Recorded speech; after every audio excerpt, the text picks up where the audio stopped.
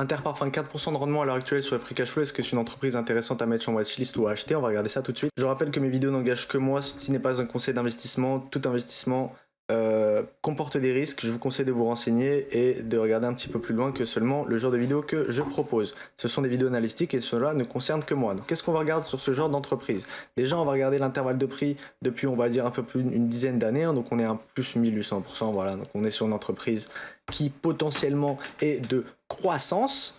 Donc qu'est-ce qu'on va aller voir? On va aller voir des marges nettes qui augmentent, effectivement on le voit, donc elles ont tendance à, voilà, c'est des marges nettes qui sont semestrielles, elles ont tendance à monter, descendre, mais en soi reste assez marginal. Donc on est sur un free cash flow qui lui par contre était complètement stable et qui maintenant à partir de 2021 commence à être énormément croissant avec la fin du Covid, etc. Tout ce qui s'est passé. On va aller regarder si est-ce qu'elle bénéficie d'un effet Covid. Vous voyez que les revenus avaient tendance à augmenter et puis d'un coup ils ont été complètement croissants et stables. Qu'est-ce qui nous ramène le plus d'argent? On voit que ici c'est Montblanc et Jimmy Choo, donc ce sont des grosses marques de parfums. Donc Interparfum a des accords avec Montblanc, Jimmy Choo, Coach, Lanvin, Karl Lagerfeld, etc. pour pouvoir les créer et les commercialiser aussi. Donc ça peut être intéressant. Elle maîtrise à peu près toute sa chaîne de production. Maintenant vous allez regarder exactement qu'est-ce qui se passe. Donc on est sur une KPI à 3,5, un ratio prix gain à 27. Donc ça veut dire qu'on estime que l'entreprise devrait avoir une certaine croissance en soi. Qu'est-ce qu'on va voir? On va voir un revenu total qui augmente, effectivement, des coûts des marchandises qui augmentent mais pas autant que le revenu, ça c'est cool, et des dépenses d'exploitation qui augmentent et pas non plus autant que le revenu. Donc ça c'est aussi intéressant. Maintenant on va aller comparer un petit peu les revenus nets et les free cash flow et on va aller les questionner. Donc qu'est-ce qu'on voit? On voit surtout des revenus nets qui en ce moment ont l'air d'être plus élevés que les free cash flow. La question ça va être pourquoi? Qu'est-ce qui est compté dans les revenus nets et qui n'est pas compté dans les free cash flow? Si ensuite, par exemple, en 2021, on voit un revenu net positif mais un free cash flow négatif, à la fin, l'entreprise n'a pas d'argent dans les caisses. Elle a perdu de l'argent à la fin.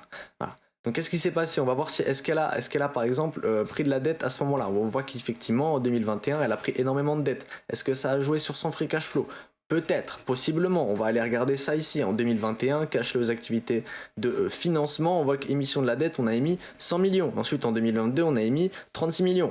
Pourquoi? Ensuite, on voit que de base, on la rembourse à peu près de manière stable et croissante. Donc, on va rembourser à peu près 50% de ce qu'on va gagner en émission de la dette. Et ensuite, on va continuer à racheter des actions. En termes semestriels, est-ce qu'on continue? Voilà, en 2022, on a continué, on a réémis de la dette. Mais ensuite, on continue de la baisser. Alors, pourquoi est-ce qu'on émet de la dette? Maintenant, ça va être à vous d'aller regarder un petit peu.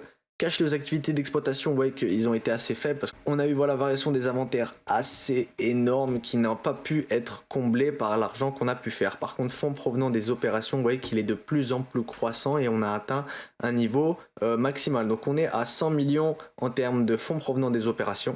Voilà, donc revenu net en termes de cash flow 77 et dépréciation et amortissement, on est à 27. Voilà. Et mort trésorerie, après ça nous intéresse pas. Mais ce qu'on va voir, c'est qu'elle a quand même réussi à vendre le plus de parfums possible. À ce moment-là, on a un total d'actifs qui augmente, effectivement, donc en soi on pourrait être sur une entreprise assez intéressante. On va aller regarder son cours ratio bénéfice, on voit qu'il a énormément augmenté en 2020 et 2022 parce qu'il y a eu une accélération de l'entreprise, et là, à l'heure d'aujourd'hui, on est quand même, par exemple, sur un ratio plus trésorerie à 42. C'est énorme. Par contre, on va aller regarder les marges brutes qui, elles, par contre, les marges tout court, on va aller regarder des marges brutes qui sont stables, des marges opérationnelles qui augmentent et des marges EBITDA qui augmentent. Marge nette, du coup, évidemment, qui suit.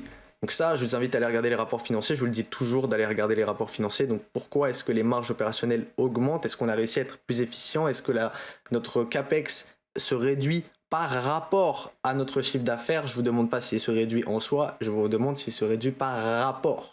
On va aller le mettre en corrélation avec quelque chose. On ne va pas aller tirer des conclusions en se disant « Ah, le CAPEX a augmenté, donc… » on dépense plus. Non, pas forcément. On dépense plus de manière relative. Voilà.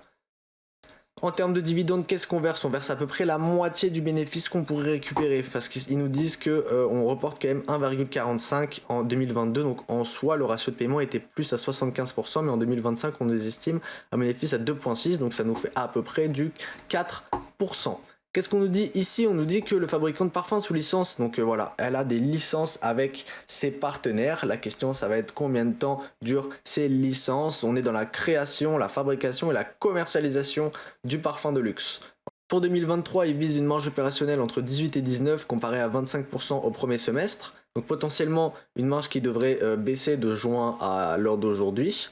Le ralentissement constaté sur quelques marchés depuis l'été nous incite à la prudence sur le second semestre. Donc possiblement en hiver, une baisse du chiffre d'affaires et une baisse des revenus. Par contre, ce qu'on peut voir ici, voilà, les analystes estiment un CA qui devrait continuer à augmenter, mais un revenu net qui devrait se stabiliser à partir d'un moment, car on aurait des coûts des marchandises et aussi des dépenses d'exploitation qui devraient s'aligner au chiffre d'affaires et qui devraient être toujours du même pourcentage et la même pondération. D'accord, on voit que la marge opérationnelle a progressé de 3,3% sur un an et un chiffre d'affaires qui passe à 800 millions. Donc potentiellement, on continue la croissance. On a un résultat opérationnel qui a atteint les 102 millions, donc en progression de 42% sur un an. Ça, c'est ce que je vous ai montré. Et un résultat net de la part du groupe à 77 millions en free cash flow. Donc en hausse de 43%. Le chiffre d'affaires qui lui a augmenté de 24% sur un an year of the year. Donc on est sur une entreprise qui continue de croître de manière exponentielle.